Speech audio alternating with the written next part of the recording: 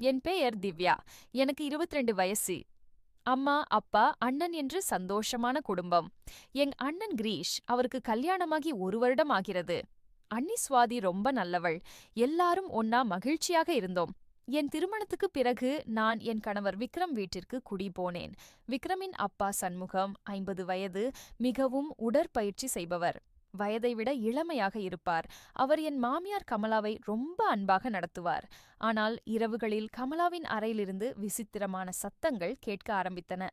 ஒரு நாள் கமலா நொண்டி நொண்டி நடந்து வெளியே வந்தார். எனக்கு சந்தேகம் வந்தது. ரீஹூக், அந்த சத்தங்களுக்கும் நொண்டி நடப்பதற்கும் என்ன தொடர்பு? தொடர வேண்டும். ஒரு நாள் கமலாவுக்கு உடல்நிலை மோசமானது.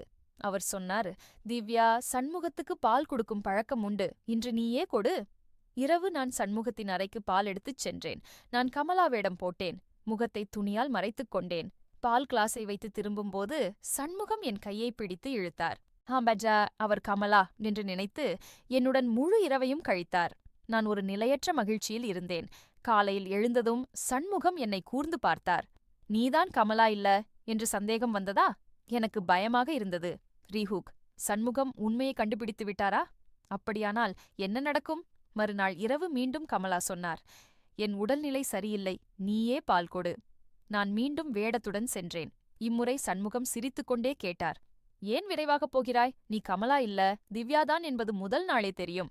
நான் அதிர்ந்தேன். அவர் தொடர்ந்தார், விக்ரமிடம் நீ சந்தோஷமாக இல்லை என்பதை உன் கண்ணிலேயே பார்த்துட்டேன். அன்றிலிருந்து அது ஒரு இரகசியமான தினசரி நிகழ்வாக மாறியது. நான் மகிழ்ச்சியாக இருந்தேன். சண்முகமும் ஒவ்வொரு இரவும் எனக்காக காத்திருந்தார். ரீஹூக், ஆனால் விக்ரம் வீட்டுக்கு திடீரென திரும்புகிறார். அவருக்கு எல்லாம் தெரிந்துவிடுமா? விக்ரம் சொன்னார், திவ்யா, நான் ஒரு மர்ம நோயால் பாதிக்கப்பட்டிருந்தேன். மருத்துவமனையில் சிகிச்சை எடுத்துக் கொண்டிருந்தேன். இப்போது நான் முழுமையாக குணமாகிவிட்டேன். உன்மீது எனக்கு மிகுந்த நம்பிக்கை இருக்கிறது. நீ என்னை ஏமாற்றவில்லை. அவருடைய வார்த்தைகள் என்னை உள்ளுக்குள் துளைத்தன. நான் அவரை ஏமாற்றிக் கொண்டிருந்தேன். அன்று இரவு விக்ரமிடமிருந்து நான் முழுமையான மகிழ்ச்சியை அடைந்தேன். காலையில் சண்முகத்தை பார்க்கும்போது என் கண்கள் குனிந்தன. அன்றிலிருந்து நான் சண்முகத்தின் அறைக்கு செல்வதை நிறுத்தினேன். விக்ரமுடன் மட்டுமே வாழத் தொடங்கினேன். ரீஹூக், சண்முகம் தன்னை மாற்றிக்கொண்டாரா? குடும்பம் அப்படியே ஒன்றாகச் சேர வாய்ப்புண்டா? காலம் சென்றது. விக்ரமுக்கும் எனக்கும் இடையே நல்ல புரிதல் ஏற்பட்டது. சண்முகமும் கமலாவும் முன்பை விட இணக்கமாக வாழ்ந்தனர். சில மாதங்களில் நான் கர்ப்பமானேன். வீடு முழுவதும் மகிழ்ச்சி. நான் உணர்ந்த பாடம், ஒரு கணவன் அல்லது மனைவியிடமிருந்து திருப்தி கிடைக்காத போது மக்கள் தவறான பாதைகளை தேர்வு செய்கிறார்கள். ஆனால் பொறுமையும் உண்மையும் பேச்சுவார்த்தையுமே வாழ்நாள் முழுவதும் மனநிறைவைக் கொடுக்கும். தற்காலிகமான தவறான உறவுகள் பேரழிவையே தரும். இன்று என் மகள் 4 வயதில் வளர்ந்து கொண்டிருக்கிறாள்.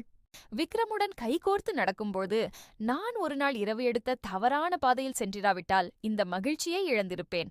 மன்னிப்பும் மாறுதலுமே மறுபிறவி. இறுதி ரீஹூக், முடிவுக்குப் பின். நீங்கள் உங்கள் திருமண வாழ்க்கையில் ஏமாற்றமடைந்திருந்தால் முதலில் பேசுங்கள். தவறான வழிகள் தற்காலிக இன்பம் மட்டுமே. சொந்த மனசாட்சி உங்களை முடிவுக்கு இட்டுச் செல்லும்.